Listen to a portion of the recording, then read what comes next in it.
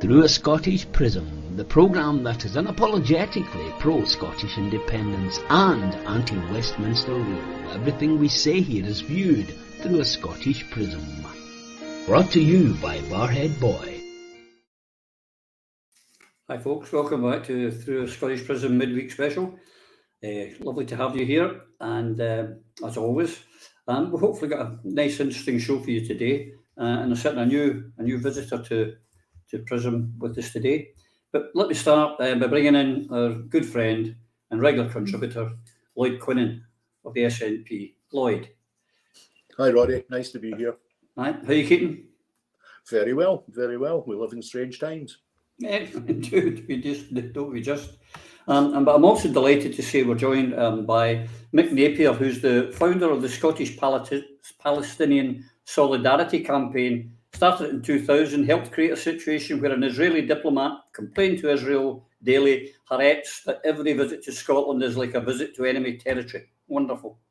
He was fought off several vexatious criminal charges of anti-Semitism and forced an apology from Police Scotland for wrongful arrest, even earning a supportive editorial in the Scotsman. Mick, welcome. Delighted to have you here. Thanks, Roddy. A pleasure to be here. Good, because it is about Palestine we're going to talk. I feel it's the forgotten tragedy of the earth. Well, all it seems the Western media is based in facing into Eastern Europe. We're forgetting the plight there. But fortunately, there are some good folk about, and I'd like to start, if I may, folks, with a clip from the Parliament in Brussels, the EU Parliament, and Claire Daly, an Irish MEP, for those of you who are not familiar. Could you play that, Techie? 50,000 Palestinian civilians have been killed or injured in Gaza and the West Bank since 2008. 33,000 of those were children. The EU stands by and watches this happen and calls Israel our friend. We construct houses and schools in the West Bank. The Israelis come and destroy them. We cannot consider ourselves a union of values and continue to call Israel our friend. We need to have this conversation, but in light of the time constraints that we are now already under, and the positive remarks by some of the other groups that they will facilitate a full and necessary debate on this in June, I'll withdraw it on that basis. I thought it was an excellent speech, Mick, by Claire, highlighting a problem, as I say, that is not highlighted enough or often enough or strong enough. But and the figures just since 2008, 150,000 Palestinians, 33,000 children. It is an abomination, and it brings shame on all of the Western world, does it not? It brings shame on all the ruling governments in the Western world. But I think it's really important, Roddy, to draw a really sharp line between the determined support for Israel from the collective West, from the governments, and the deep skepticism and suspicion, even hostility towards Israel that's consistently measured in public opinion. In fact, if you go back 20 years, the EU commissioned a poll of its own citizens, and by some mistake, a question was included about Israel. And the results were so hostile towards Israel. Public opinion measured, I think 59% of people right across the whole EU said that Israel was a serious threat to world peace. And the EU Foreign Affairs spokesman at that time, Franco Frattini, apologised to Israel for the opinions of EU citizens. And he promised that those opinions would not be allowed to influence EU policy. Now, that's just one dramatic example, but you could actually quote chapter after book of measured public opinion hostile to Israel, and that opinion being suppressed by governments.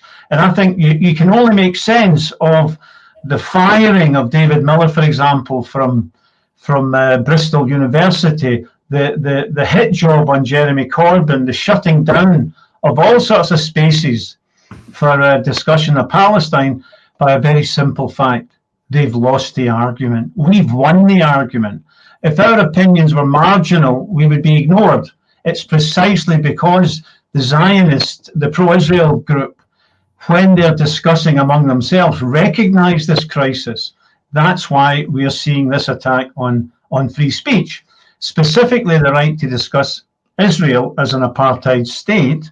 And we've got the grotesque situation, if I could make just one extra brief point, that Amnesty International, Human Rights Watch, even the major Israeli human rights group, B'Tselem, has said that Israel is an apartheid state. B'Tselem went even further and said Israel is a Jewish supremacist state from the Mediterranean to the Jordan River. And despite that, the SNP leadership in the shape of Humza Yousaf, the Labour Party leadership, of course, under Starmer, absolutely insist that that's not true.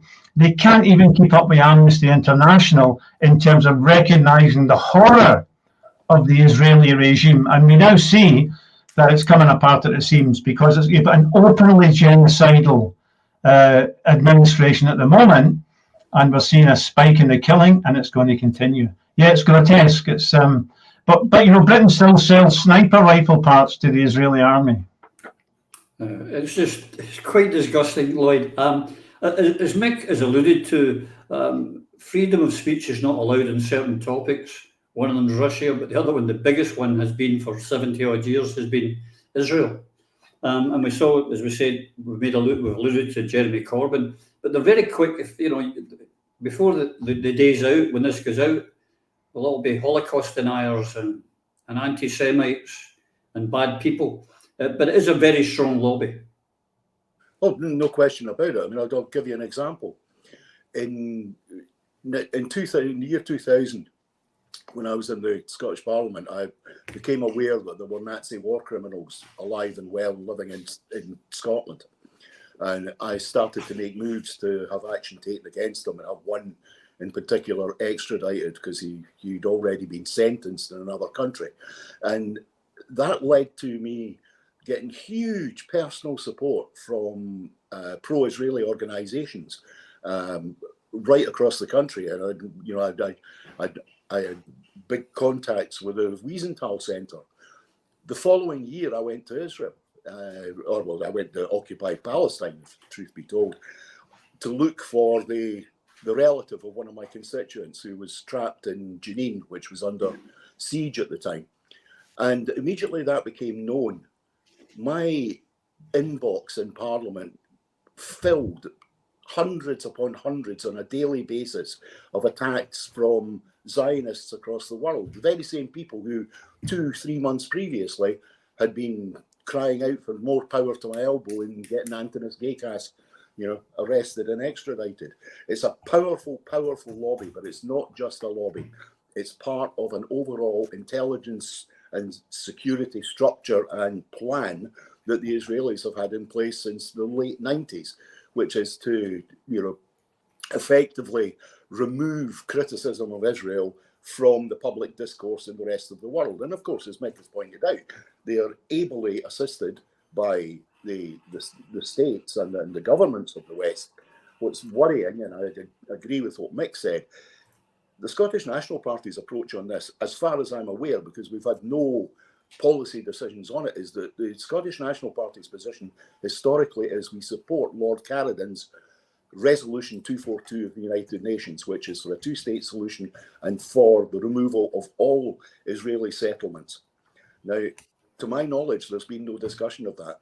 What I find particularly annoying is that we have in Parliament people who have no real understanding of the human tragedy that has been going on and our responsibility in it.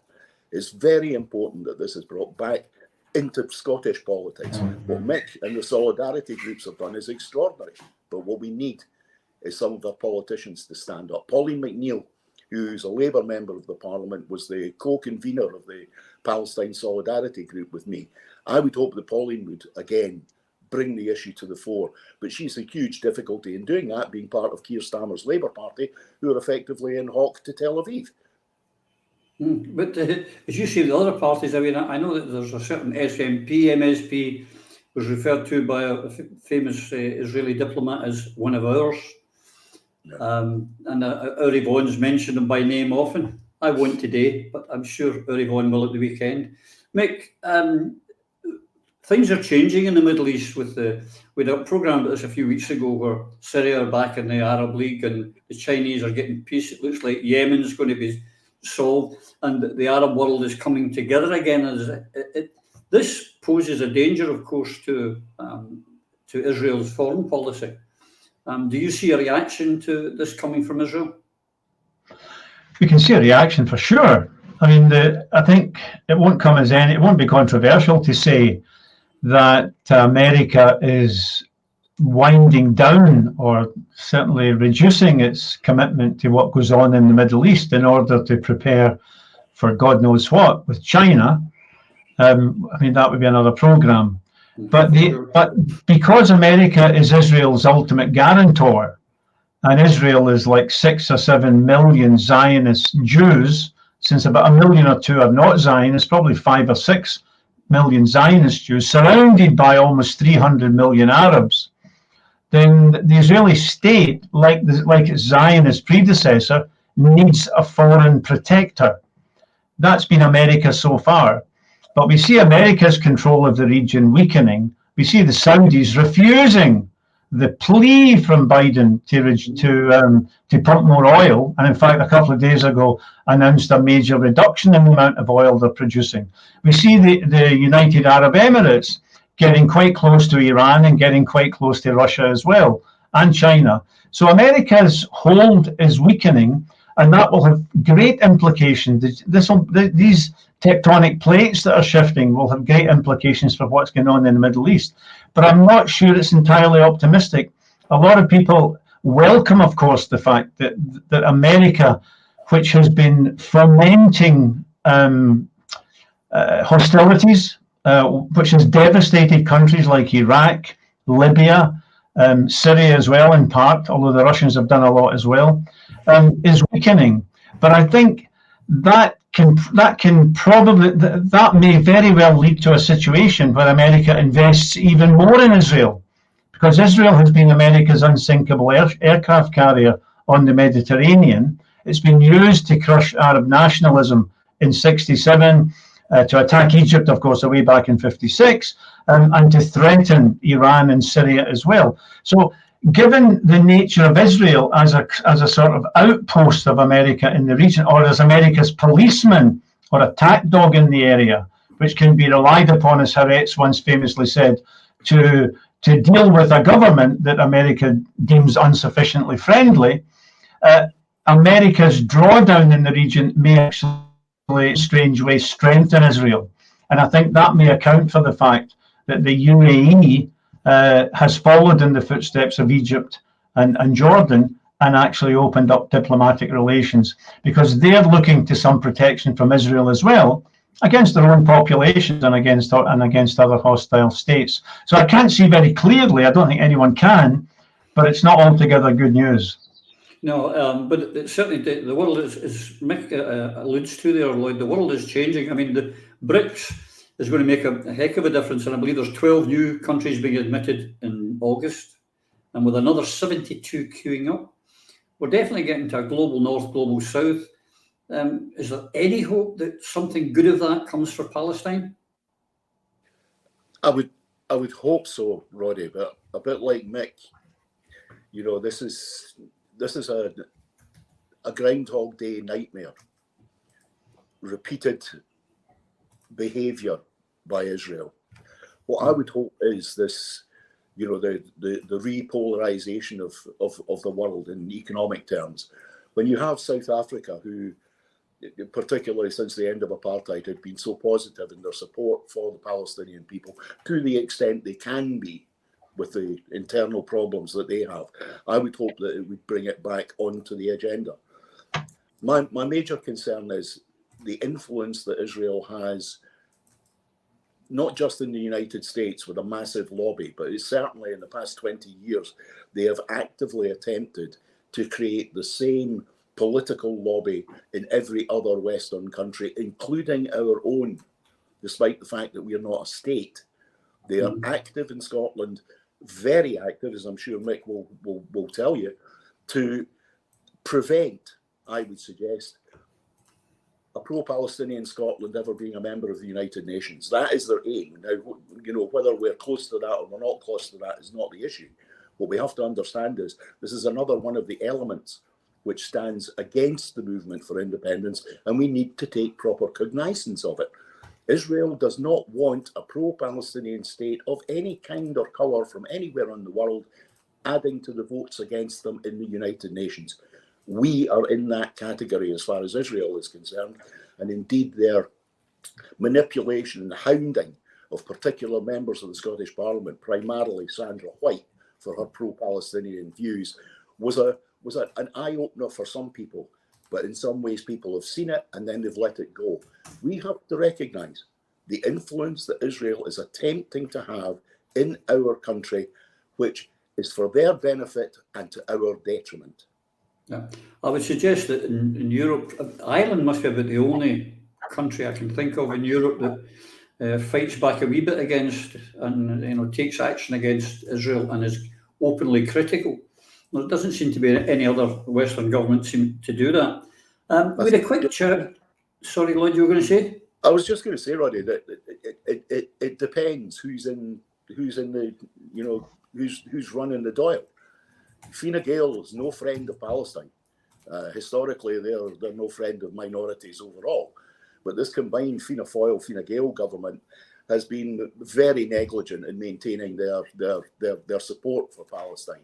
But I think that will radically change when the election comes and Sinn Féin becomes the leading party in the south as well as the north. Yeah, but one can but hope. We had a quick chat, Mick, before we come on air, but I had a previous meeting on Palestine on here, and the norm for everyone is talking about the two-state solution, and that seems to be just almost like a trope that's thrown out there to pretend that America and Israel are searching for a solution. But I believe you're like my other guests from my previous show, you think it requires a one-state solution, not a two-state solution. Well, look at the situation today. We have a man called Ben-Gvir, whom the US distanced itself from in the past as a terrorist. He's now in charge of the Israeli police. He's been given, as a quid pro quo for some meagre concession he made to Netanyahu, he's been given the right to raise his own private militia, which will be used to attack Palestinians, which is already attacking and burning Palestinian homes, and it will attack what's left of the Israeli left as well. You've got a grim situation on the ground. The main Israeli historian of Palestine, Ilan Pappé, calls what's happening in Gaza slow motion genocide. That is regular mass killings. The Israeli General Staff use the phrase mowing the lawn for the occasional killing of a few thousand Palestinians in Gaza. That is, there's no peace possible. The language is Palestinians are weeds and they just have to be killed from time to time. Now, that's the reality. We don't need to hypothesize. It's there in front of our faces. When you talk about a two-state solution, you change the subject. You move it away from the current situation and what we should do, what Scottish civil society should be doing, what Scottish politicians need to be doing. Now. Don't talk about hypothetical situations. Something's happening now. There's somebody drowning. There's somebody in a fire. You've got to call the fire brigade. You've got to do something. The talk of a two-state solution is simply an alibi for people to do nothing other than allow Israel to do what it's doing. Now, British authorities took the same position with South Africa. Don't imagine that there was a mass movement against South African apartheid. There was a popular sentiment against it. That Thatcher called Nelson Mandela a terrorist. The last Speaker of the House of Commons in London, as a young Tory, used to wear a T-shirt with "Hang Nelson Mandela" on it and Mandela's face in a noose. Right, and that was acceptable in elite politics. No, but those people who said hands off, let's not do anything, like Margaret Thatcher, were actually supporting apartheid. And it's the same thing today. If anybody talks about a two-state solution, don't trust them. They're either foolish and ignorant, or they actually want to allow the Israelis to do what they're doing and fend off any United Nations intervention or something like, I'm not saying it's on the horizon, but they'll to fend off any power, any force that could protect the Palestinians in their situation. So I know it's bonkers, it's ridiculous. The West Bank's like a Swiss cheese. Already the idea is nonsense. By the way, in South Africa, who talked about a division along racial lines into two states? They had to get rid of apartheid, and that one person, one vote was the solution. In Israel, we have to get rid of Zion. It's a colonizing, Jewish supremacist ideology with a vicious practice. The solution is that, look, Germans and Brits might get annoyed on the beach because the Germans have big towels, but we're no longer slaughtering each other. But Germans and Brits and French have a history of slaughtering each other. Now we get by reasonably well. And the same thing is possible in Palestine as well. If you look at history, you see massive bloodletting, which can be followed by people beginning to learn how to be neighbours. Now, do you see in the short term, Lloyd, any chance of it would take sponsorship, I suppose, from the Americans, but Israel agreeing to a one-party state, a one-state solution, and with equal rights for all? Not with the current Israeli regime, and neither with the American regime. We're in the electoral cycle. Israel plays a very, very, very important role in the American electoral cycle. If you want to be the president of the United States, then you do not upset the Jewish lobby. If you do, or the Israeli lobby, I should say, if you do, then you run the risk of not winning. Biden is doing everything he can to keep them on side at the moment, and I think we'll see the same coming from the Republicans. In an ideal world, where you had a United Nations that actually operates as it was originally created for, which was for the benefit of all humanity, then there would be action taken on the many, many resolutions calling for Israel to effectively accept the political and human rights of the Palestinian people. In other circumstances, if you say Cyprus or the former states of Yugoslavia, a United Nations peacekeeping force, Israel would resist that. Israel would, without doubt, the Israeli military, remembering that Israel is possibly the most militarized country on the planet, with the exception of the Democratic Republic of North Korea. Effectively, everybody is in the security forces in Israel if you are Jewish. You could resist, and there's a certain amount of them do, but you're either in the border guards, the police, military reserve, or you're serving in the military. That creates a different mentality from the polity in other countries. If you have a militarized mindset amongst your voting public, if their constant belief is that they can be killed from the air by the missiles from Gaza, then I cannot see how you could impose or how you could get agreement from them to accept a peacekeeping force to divide the two. In my lifetime, we've had talks after talks after talks after talks and false dawns. So many false dawns. The Norwegian intervention, which looked like was taking us somewhere. But it's like I said earlier on, this is like Groundhog Day, hamster wheel. Everything goes round and it comes back again. It goes round and round and comes back again. For me, the past couple of months have been particularly emotional because I'm seeing pictures of the places that I visited that were under siege, under attack in 2001, and I'm seeing exactly the same thing happening in the exact same place to exactly the same people, but with a viciousness now that wasn't quite there in 2001.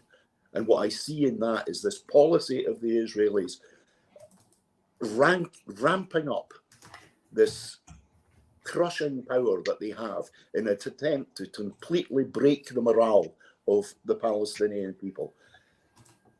It's foul, it's vicious, and if people actually paid attention, if we had proper coverage, news coverage, as opposed to a Palestinian was killed, but an Israeli was killed as well, when in reality, what's going on is Israelis are killed on the basis of maybe 1 in 20, 1 in 100 compared to the casualties and deaths on the Palestinian side. The fact that these people are denied a future, the Israelis have taken the future away from children. It's the most appalling thing on the planet, but their influence amongst governments is so huge. This is circular, Roddy. I can't see a change at the moment. I just can't. Mick, we discussed how bad it is, how terrible it is, and we should be doing things now. Now, for our viewers, excuse me, who are watching just now, who are sympathetic to the Palestinians, and they say, well, what can I do? What can I do to make a difference? What would you advise them? Well, I'll tell you a very interesting story. I mean, in 2006 and again in 2009, we managed to get a lot of pressure, emails, protests and so on, to the Edinburgh International Film Festival. And in 2009, for the second time, they returned sponsorship money to the Israeli embassy. 300 quid it was, right?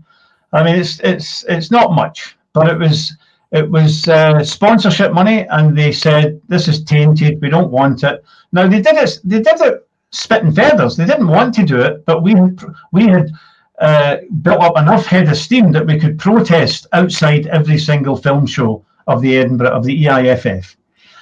Now, this was 2009. Little did we know what was going on behind the scenes. Some of you Lloyd may even remember, being a political nerd like myself, you may have followed the news.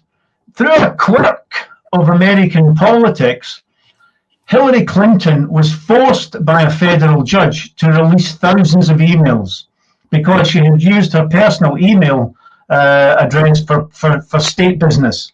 So he forced her to publish thousands of emails, then ran a front page using some of those emails.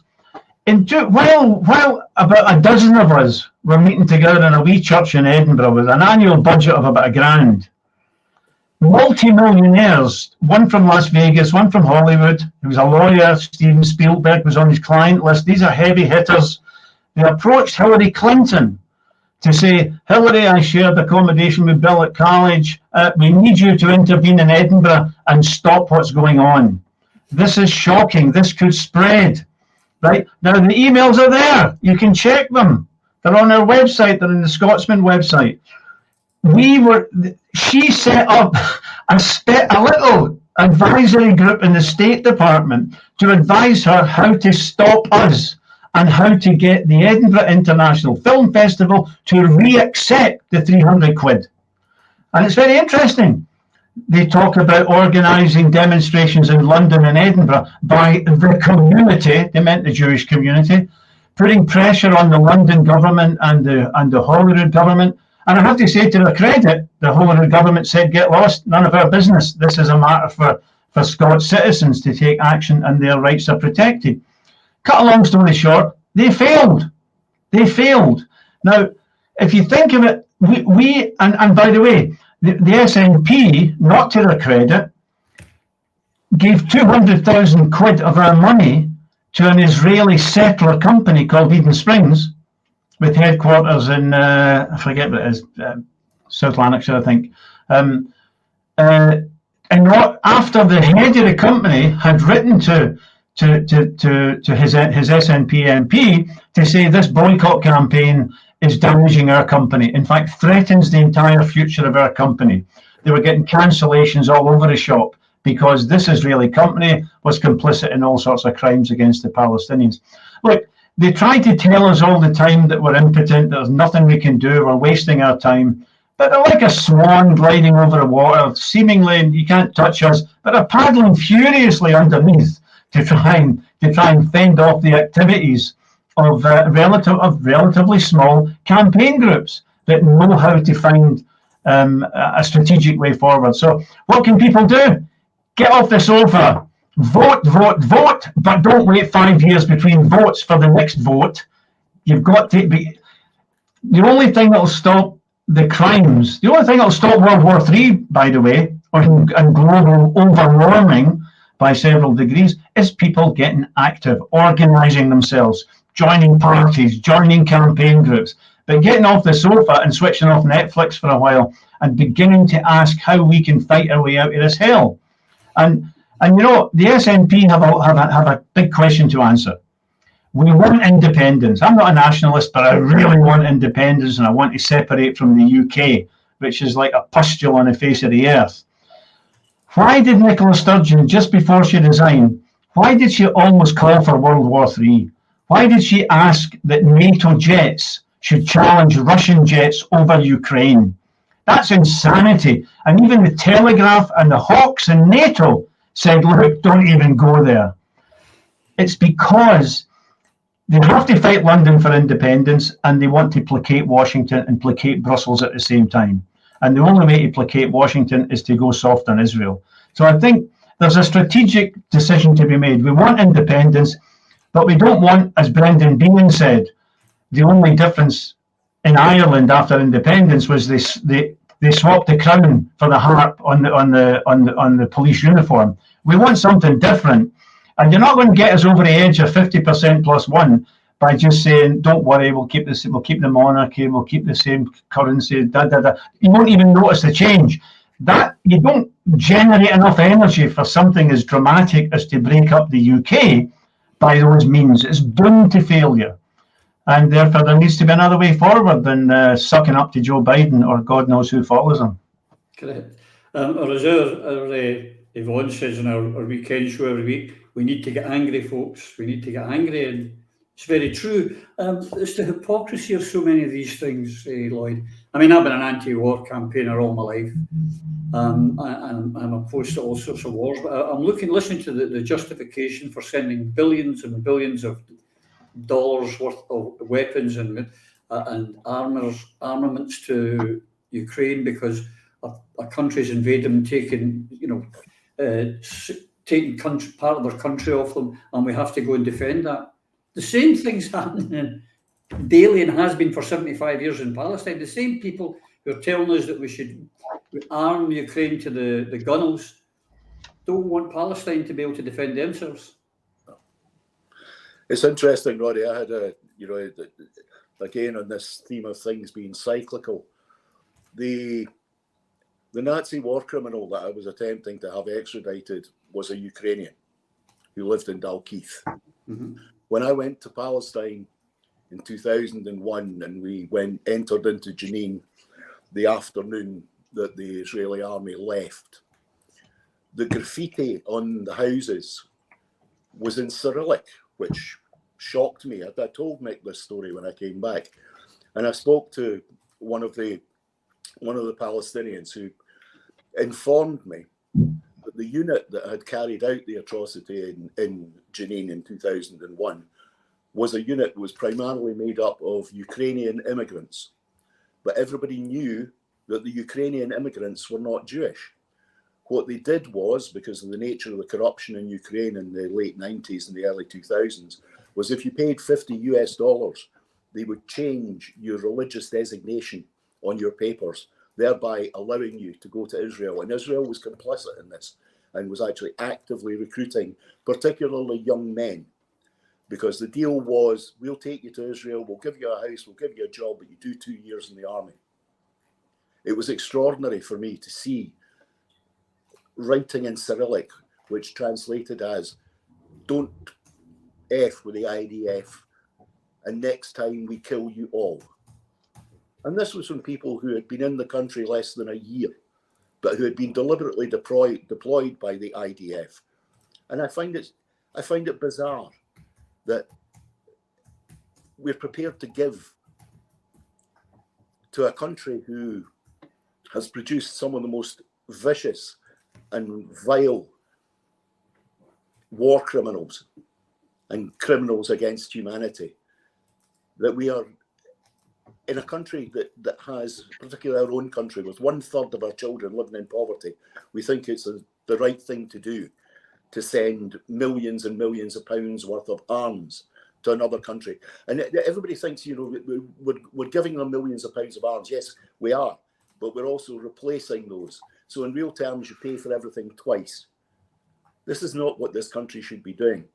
And it's not what the people really want to be doing. But also I would suggest this. If the Ukrainians were not white and Christian, would there be the same attitude?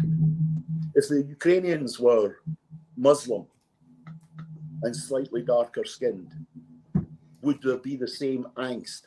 Would there be a Ukrainian flag outside the Scottish Parliament?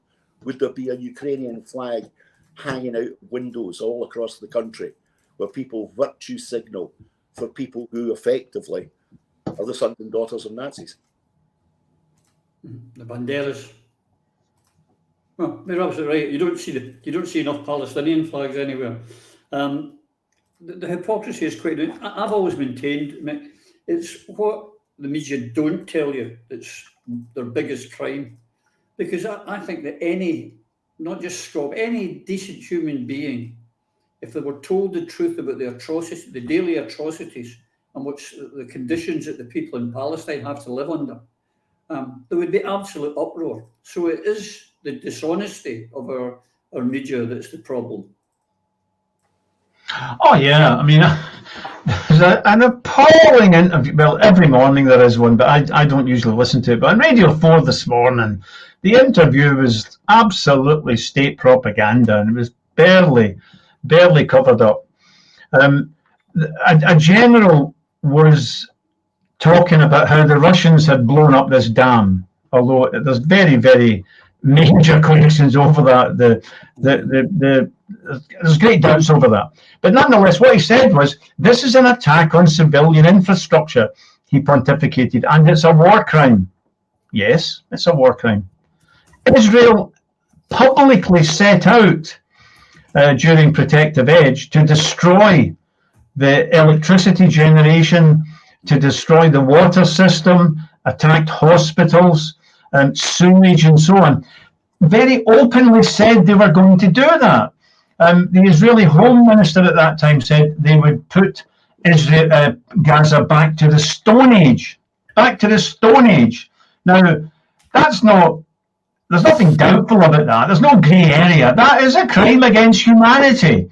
But there is a clear ability to tell, in the minds of our rulers, to say one thing for Ukraine and a completely different thing for Palestine, one thing for Iraq and Afghanistan, and a completely different thing for Europe. Look, we're just emerged from a situation where NATO really spent, and the USA spent $2.3 trillion devastating Afghanistan.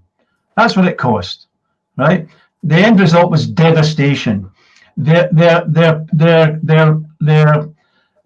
puppet governor ran for the airport with apparently vehicles full of gold bars and currency, right? And he's now in the United Arab Emirates. The country was devastated. Now, the USA in the past has fought to the last Afghan against the Soviet Union. And they will fight to the last Ukrainian against Russia. This is an attempt very clearly to use. I think there's a sizable Nazi tradition in Ukraine for sure, but the majority of Ukrainians aren't part of that. And when they get a chance, they voted for Zelensky because he stood on a peace platform. That's how he got the votes, right? But they are getting. It's nauseating to see the Football Association offer free tickets to Ukrainian refugees. Palestinians, get back. The Iraqis, don't even ask. Afghans, you can bugger off. It's nauseating. It's really horrible. It's utterly despicable. And it's filtered right down from the state to these civil society institutions, to universities, football clubs, and God knows what else. It's absolutely impressive how this whole change has been brought about in the last year. But it's World War III in the offing. It's terribly dangerous. This is no time for point scoring. Look, Germany was weak and it was catching up with Britain. World War I, 1914. Had to be, because the weaker power was not going to allow the whole world to be controlled by Britain effectively. Germany wanted a slice of the world pie. China is now rising from terrible situation 30, 40 years ago, China wants its place in the sun. America's going to keep it in its box. End result, how do you resolve that except through war? I've got grandchildren, and for the first time in my life, I'm terribly afraid for them, right? Unless people move, we're going to be dragged into another World War III. We're going to be dragged into World War III. And the Palestinians, what's happening to the people in Gaza, you better look at it, because it could be happening on a much wider scale than the poor 2 million people of Gaza, right? It's a terrible situation. And our rulers like Sunak and Johnson and so on and Starmer, there ain't no hope there. And in the words of the American poet, I really love her. She said, "We are the people we've been waiting for." Ain't nobody else coming over the hill. People have to move, vote, organise, join something, parties and campaigns, and end this, because it's a nightmare. And it's a worse nightmare than any I can remember in my life. I agree, Lloyd. I don't think the world's ever been more in danger, and I worry that people live in this bubble where they're too busy watching 24/7 television to really, and that's why we do these particular programs, to try and get out there, that people have to sit up and take notice, because what's happening in Palestine, as Mick alludes to, could be happening anywhere. But the world is a very unsafe place, and it's up to the public to let their governments know what's acceptable and not acceptable. There's no question about it, but we also need to be honest with ourselves about the quality and nature of our politicians. These people appear not to wish to engage on a daily basis the moving and changing nature of politics. Their attitude appears to be, I am elected, therefore I am, therefore I just get on with it. I don't need to know anything else. There's a paucity of debate. There's a paucity of inquiry. If we're a country in waiting, we should have politicians who are across all of the major issues across the world, have an understanding of them. If we're preparing to take part in that world, that's what we need. But what we've had these past few months is a simple aping of the British political behaviour. The automatic, practically puppet-like response to supporting Ukraine is an example that shows us that our politicians are no longer, or this current crop, appear not to have minds of their own on the big issues of the world. They're very good on the constant refrain of climate change, but the immediacy of potential war and the destruction of people's homes, countries, and lives appears to be pretty low on in their level of understanding. This does not bode well for the future. It really does not. But I would also add this. There is influence from the US State Department right at the centre of the Scottish Government, namely the First Minister, who has been on the State Department Future Leaders course. Now, that's not about going for dinner. That's about influence. And I worry deeply that the current leadership in the Scottish Government have too much influence that comes from across the Atlantic. Yeah, and it's just not the First Minister. There's a dozen, at least in the SNP. Kezia Dugdale in the Labour Party and a few others. I don't know, and I don't know how many Tories have been on that trip. Mick, earlier you alluded to South Africa and the apartheid state there, and the world took a decision to boycott it, to isolate South Africa from world governing bodies, not to allow them to play rugby, not allow them to play cricket, not allow them to be involved in any world sport. The minute Russia, the conflict, when Russia stepped in to eastern Ukraine, or western Russia as it is now, they were kicked out of UEFA, kicked out of FIFA, kicked out of the Olympics, kicked out of everything.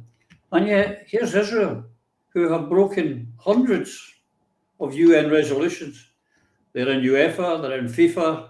There's never a hint of any isolation of them or boycotting them, is there?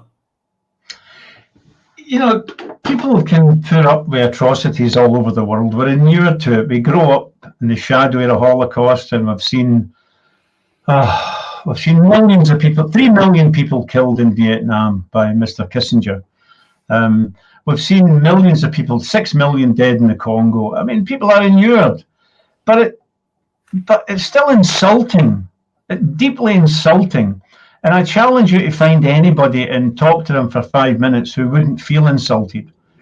That for years we campaigned Palestinians called for Israel to be boycotted and isolated. And we went along to football games and we called for Israel to be, kept out of to be boycotted. And we got the refrain, keep politics out of sport. I mean, it never ended. There was nothing subtle about it. They didn't treat us they just said, keep politics out of sport. That's all. And leading figures echoed that. You could find hardly anybody who dissented from that point of view. I can't even think of anyone, to be honest, any mainstream politician who dissented from the view you must keep politics out of sport, because that was how they prevented you talking about what Israel was doing, right? The murder, the killing, the house demolitions, the torture, etc., etc. How quickly it flipped. I mean, it's quite impressive, actually. I'm deeply impressed by how the switch was flicked. And now you must bring politics into sport. You must ban the Russians from lawn tennis, from golf, from football, from tiddlywinks, from everything. And if you don't, there's something wrong with you. Now, that's quite remarkable. That is quite astonishing. I don't think we live in a totalitarian state, but, the totality of elite opinion that changed so quickly is quite astonishing. And I think it does highlight, it does illuminate, it does shine a light on the need for us to develop our own media, to come together and talk, and to begin to reach the conclusion that we're not mad. There is something seriously wrong with what Noam Chomsky calls the manufacture of consent. Because consent was manufactured to give Israel a get out of jail card, and then another consent was manufactured going in exactly the opposite direction against Russia. It's quite remarkable. It is. It's quite remarkable and disgusting, Lloyd, the double standards that are applied. And they're always telling us, oh, well, if you don't like it, go and live in China or Russia and see how you get on there with your free speech and whatnot. And then you say things like, well, what about Julian Assange and what about us all getting cancelled and because we dare to speak out? What about what happened here when the Scotland under-21 team played Israel in Hamilton? Remember that? Nice one, Lloyd. Where we were being searched by Scottish policemen going into a Scotland under-21 game, not strip search, but damn close to it, to prevent us carrying Palestinian flags. At one point in the evening, well-known writer Kevin Williamson was standing at the front door of the Hamilton Stadium, and the Israeli security team were there. And at one point, the guy pulled a pistol out of his jacket and pointed it at Kevin Williamson. In our country, there were armed security officers of a foreign country protecting, supposedly, a football team, while our police force was searching its own citizens for bits of cloth. People were excluded from that game that night because they were carrying Palestinian flags. To me, it was the world turned upside down. And the attitude of the Scottish policemen that night was deeply unfortunate. Very similar in attitude, in actual fact, I would have to say, to the times I've had minor confrontations with the police as a younger man on James Connolly marches. The same aggressive attitude that you are the enemy. How, where does that mentality come from?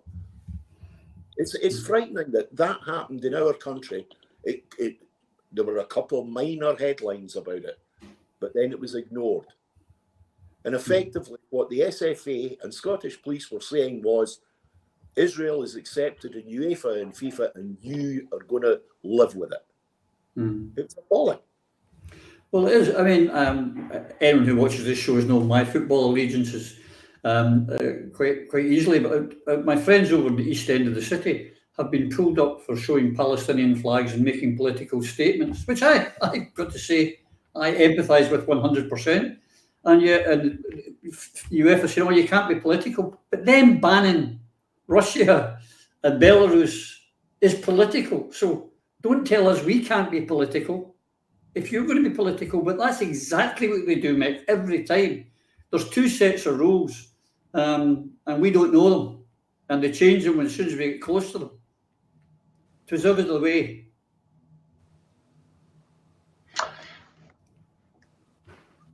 Has he frozen now? Yeah. I thought you'd frozen there, Roddy.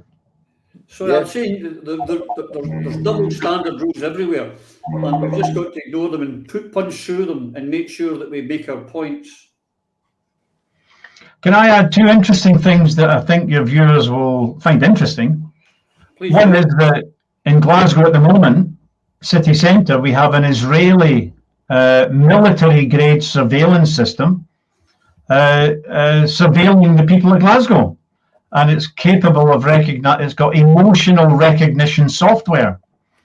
And this software was so malign, so disgusting, that more than 40 Israeli soldiers resigned from the unit that was using it to blackmail Palestinians, to find out if they needed an operation or the mother needed an op or if they were gay or something, and then threatening to blackmail them if they didn't become collaborators. And that was so vile that even Israeli soldiers couldn't stomach it. It's now operating on the streets of Glasgow. In 2005, just to add to the stuff that Lloyd shared with us, I remember that day, Lloyd, it was great, because the game went out into Israel with no commentary. So loud was the noise in support of Palestine. And although they wouldn't let us take in Palestinian flags, Roddy, we smuggled in deflated balloons in Palestinian colours and inflated them inside, tied them together and got a makeshift Palestinian flag. There's always a way. But Doron Almog came up to Glasgow to speak at the Glasgow Hilton in support of the Jewish National Fund, a racist organisation that enforces residential apartheid in Israel. And then he went to London, and he came to London shortly after that. And when his plane touched down at Heathrow, some Palestinian lawyers I know, actually Israeli lawyers, had an arrest warrant issued by a magistrate, and London's finest were waiting at passport control to arrest General Doron Almog for crimes in Gaza. Somebody tipped him off in the Blair government, and he was allowed to sit in his aircraft and then fly off without exiting, because the police later said they didn't want to risk a gunfight inside Heathrow Airport. Now, when Israeli soldiers bodyguard soldiers can come and land in Heathrow Airport and threaten a gunfight, can you imagine if Palestinians or anybody else threatened a gunfight in Heathrow Airport and they just said, well, off you go then, we don't want to risk it. It's monstrous. It's really preposterous. But they've incubated a monster.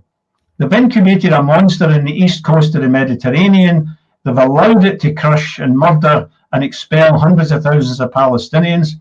I was in a Palestinian refugee camp in Beirut last week and saw the people there, and I was deeply impressed by them, their courage, their tenacity, the harsh conditions they've had to live in generation after generation, and their determination not to give in.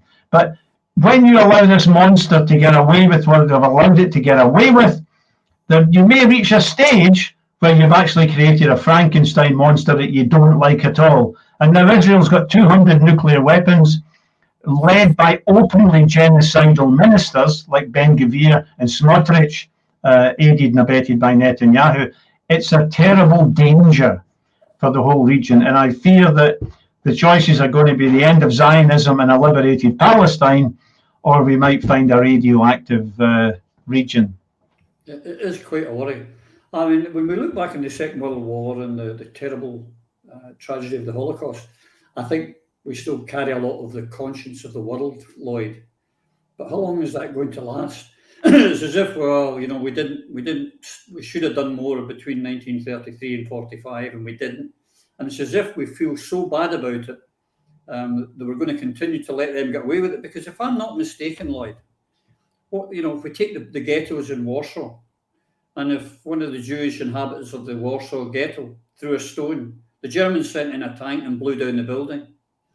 And they forced them into an open-air prison. And eventually, we know what happened. Yeah. I fail to see much difference, apart from there's no camps or anything like that. But these people are in an open prison. If they throw a stone, a tank turns up and blows their house to hell. Or am I being over-dramatic? Roddy, I was absolutely shocked when I went to occupy Palestine. You hear the stories, you see what you see on television, but actually to witness on a day-to-day basis the aggression, the viciousness of not just the armed and uniformed Zionists, but the people themselves. There's a racism, a terrible, foul racism amongst the Israeli population. It's actually quite frightening. And then there's a huge double standard. I remember standing in a supermarket in a Jewish area of Jerusalem, and as I took shekels out of my wallet to pay for something. The guy behind me tapped me on the shoulder and said, "Don't use the pretend money. You should use US dollars. You get a much better rate." This was an Israeli citizen suggesting to me that I use a foreign currency in Israel because it would be better for me. There's a huge double standards amongst the Israelis, and a huge double standards across the world. I mean, I shudder to think, if I had been a father and had a 15-year-old daughter, as I do here in Scotland, in Palestine, how I could control. I mean, and this is what's so admirable about the Palestinian people, and Mick referred to it, is their not stoicness, but their ability to just take the hate on a daily basis, being pushed in the street. I mean, it's stuff that would normally, you would turn around and lash out. But if you lash out, as you said, Roddy, they come and blow your house up. But those are rules, and this is the extraordinary thing. The vast majority of Israel's rules against the Palestinians, the emergency powers that they use, are actually the laws that were employed by the British during the mandate period. It was interesting, knowing that we were doing this program. I went away and poked about, did some reading. The attitude, Roddy, you refer to this kind of collective European guilt of the Holocaust. Well, I mean, that's like the collective guilt of slavery. That belongs to the rulers. It doesn't belong to the workers, in the same way as any guilt for the Holocaust is not. It should not be placed on the shoulders of ordinary working people in Europe. But we look at it, and we have no guilt about what's happening with the Palestinians. But also, immediately after the war, during the period of the Irgun insurgency against the British, when a great number of British soldiers were killed, and a very large number of Scots were killed, some of them in particularly horrific circumstances, the skinned bodies of the three sergeants, the young boy from Bell's Hill who had the mine attached to him after having been shot. The attitude, if you read the Scotsman and the Herald Letters pages, and the overall attitude of the Scottish population was of absolute disgust at Israel. There wasn't a oh dear, what about the Holocaust guilt in 1949, 50, 51. Not in this country. People were angry that the fact that their soldiers were being treated in such a way. Now, collective guilt has been given to us by effectively Hollywood and the entertainment business. You know, how many films have we ever seen about, the loss of Palestine? But how many films have we seen about the Holocaust, or indeed the creation of the state of Israel? We've been played by, the advertisers, the Jewish interests like the National Fund, completely played the world and made us feel the guilt for something that we did not have a responsibility. And then we have to watch and see the same attitude being applied by the Israelis themselves, but you dare not say it in public because that's anti-Semitism and you're an evil person. But Yeah. killing children, that's okay. Which we're going to come to in a second. Just as we're running out of time here, Mick, do you have any positive feeling? Can you see any light at the end of the tunnel, or is it a train coming towards you? No, there's a conditional optimism. Some people look at Israel today and they think that something has got much, much worse, that it's becoming fascist, it's worse than it was.